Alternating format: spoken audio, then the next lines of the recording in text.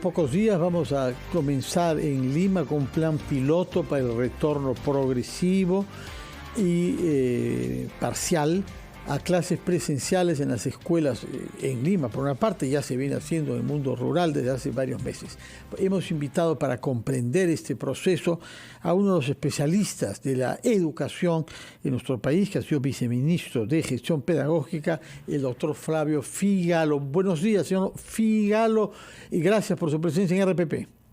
Buenos días y encantado, Fernando, de estar con ustedes. Antes de comprender los alcances de la experiencia piloto que va a comenzar este mes de septiembre, quisiéramos comprender por qué el Perú es uno de los países que más retraso ha tomado en su retorno seguro, parcial y progresivo y voluntario a clases presenciales de manera total o híbrida.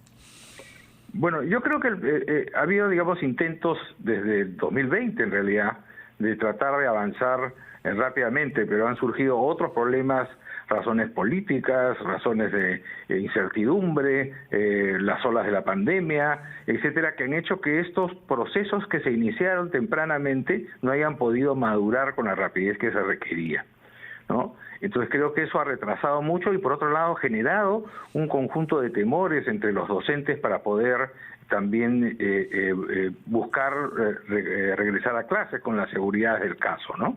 Y esto ha sido una razón, creo yo, importante, ¿no? ¿Y cuáles son las circunstancias que permiten que ahora lancemos de una manera más, digamos, coherente y más comprometida este plan piloto para un retorno progresivo a clases presenciales?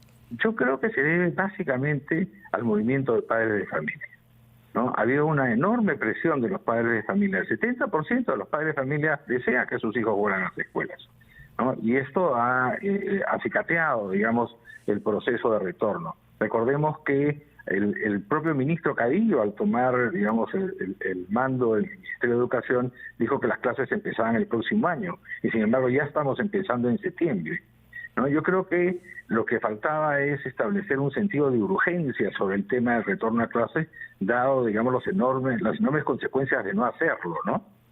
¿Cuáles son esas enormes consecuencias?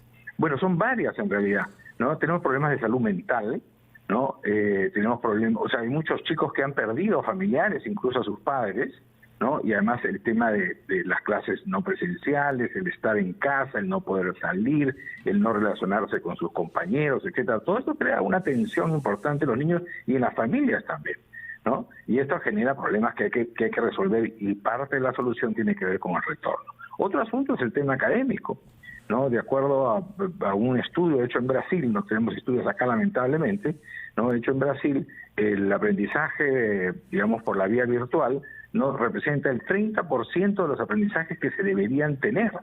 Es decir, una pérdida enorme de oportunidades para el futuro de estos muchachos y de estos niños, ¿no?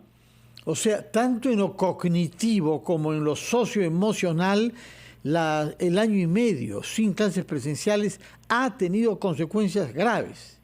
Ha tenido consecuencias graves, y no solamente en el Perú, digamos, el Perú puede ser, digamos, habría que compararlo, digamos, a partir de estudios con otros países, pero la gran preocupación en el mundo por retornar con urgencia ha sido precisamente evitar estos problemas, ¿no? Y estos problemas tienen efectos en el corto plazo, como los que hemos mencionado, pero también tienen efectos en el largo plazo, ¿no? Cuando se ha estudiado generaciones que han pasado por problemas similares, lo que se encuentra es que se disminuyen las oportunidades de empleo, ¿no? Hay problemas, digamos, en los niveles de ingreso, hay problemas socioemocionales que permanecen en el tiempo, ¿no? Y generan malestares en la sociedad, etcétera, ¿no? Es decir, esto no es un tema que solamente se resuelva con el retorno a clases. El retorno a clases necesita tener unas características, ¿no? Y la sociedad tiene que actuar sobre este proceso para sanar las heridas, digamos, ¿no? Bueno, y ahora estamos ante la inminencia en menos de 2 semanas de un retorno a clases a título experimental en algunos distritos de Lima y en algunas escuelas de esos distritos, escuelas privadas en su mayoría, una de ellas es pública. ¿Qué es lo que hay que evaluar de esa experiencia piloto para saber si se puede ampliar su aplicación hasta una generalización total de este retorno parcial, voluntario, a clases presenciales?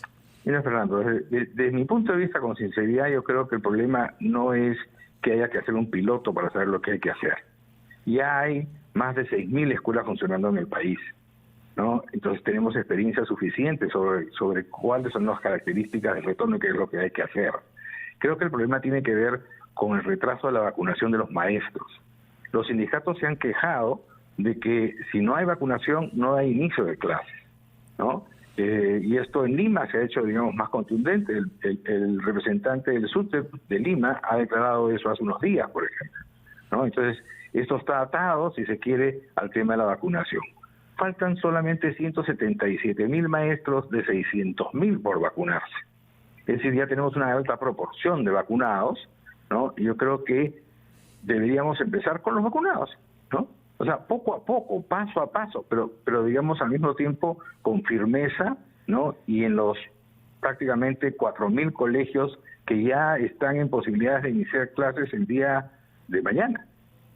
Mañana. En Lima. Ahora, entre tanto, ¿sabe usted si se ha aprovechado para esta parálisis que ha habido en las instituciones educativas, se utilice para mejorar su infraestructura, por lo menos el que garanticen que haya agua potable y servicios higiénicos? El Ministerio de Educación no ha declarado y lo tiene publicado, ¿ya?, que básicamente el 76% de las instituciones educativas están en posibilidad de iniciar clases. El problema no serían las instituciones, sino sería la organización para hacerlo funcionar, la organización docente, la organización de las unidades administrativas, etcétera, para lograr que funcione. Bueno, Flavio Figallo, ex viceministro de Gestión Pedagógica, de Educación, muchas gracias por sus explicaciones. Tomamos nota que hay que seguir entonces con mucho detalle cómo marcha este plan piloto, pero sobre todo, por lo que nos ha dicho usted, hay que mirar si se vacuna a los maestros, si se prioriza eso, de manera que todos los maestros, y no solamente una parte, puedan estar aptos para asistir ellos mismos a las clases presenciales que se restablecen desde dentro de 2 semanas en 16 escuelas de 7 distritos de Lima. Muchas gracias y muy buenos días, Flavio Figallo. Son las 9:59.